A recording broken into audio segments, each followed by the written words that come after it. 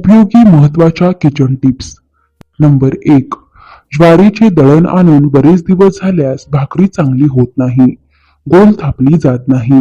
यावेळी पीठ भिजवताना त्यात थोडा भिजलेला भात घालावा, यामुळे भाकरी मोडत नाही.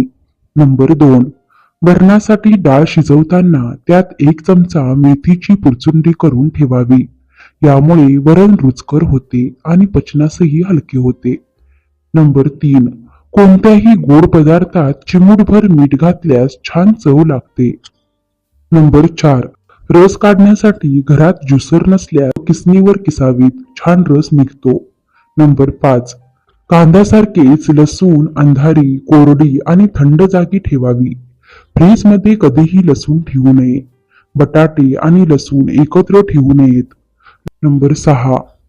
टोमॅटो फ्रीजमध्ये न ठेवता बास्केट किंवा काचेच्या भांड्यात हवेशीर जागेवर ठेवावे. फ्रीजमध्ये ठेवल्याने टोमॅटोचा स्वाद बिघडतो. नंबर 7. साबुदाण्याची खिचडी करताना मिरच्यांचे तुकडे न घालता मिरचीचा ठेचा घालावा, यामुळे मिरचीचा तुकडा दाताखाली येण्याचा धोका कमी होतो. त्याचप्रमाणे खिचडीला एकसारखा तिखटपणा मिळतो. नंबर 8. पालकाच्या भाजीत पुदिन्याची पानं घालून वरून लिंबू पिळल्यास स्वाद वाढतो. नंबर 9. गरम तव्यावर थालीपीठ थापता येत नाही, म्हणून एखाद्या जाड कागदावर किंवा प्लॅस्टिकवर थापून मग थालीपीठ तव्यावर टाकावे. नंबर 10. चकल्या बिघडण्याची कारणे. नंबर 1. भाजणीचे साहित्य भाजताना कमी भाजले गेले तर सर्व जिन्नस व्यवस्थित खमंग भाजावे. नंबर 2. मोहन कमी झाले तर उकडीवर थोड्या तेलाने मोहन घालावे आणि मळून चकल्या कराव्यात. नंबर 3. चकल्या मोठ्या आचेवर किंवा अगदी लहान आचेवर तळल्यास चकल्या मध्यम आचेवर तळाव्यात. नंबर 4.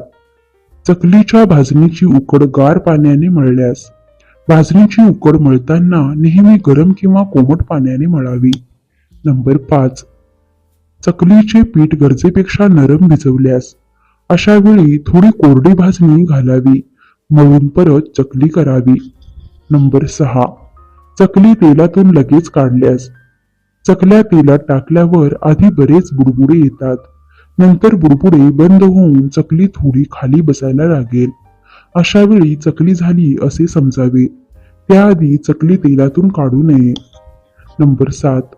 पिठात मोहन जास्त झाले तर थोडी भाजणीची उकड काढावी. आधी मळलेल्या पिठाचा थोडा भाग घेऊन त्यात मिक्स करावे आणि त्याच्या चकल्या करून पहाव्यात. नंबर 8. चकल्या पाडताना तुटत असतील म्हणजे पीठ गरजेपेक्षा जास्त घट्ट मळले गेले आहे. गरम पाण्याचा हात घेऊन भाजणीची उकड किंचित मऊ मळावी.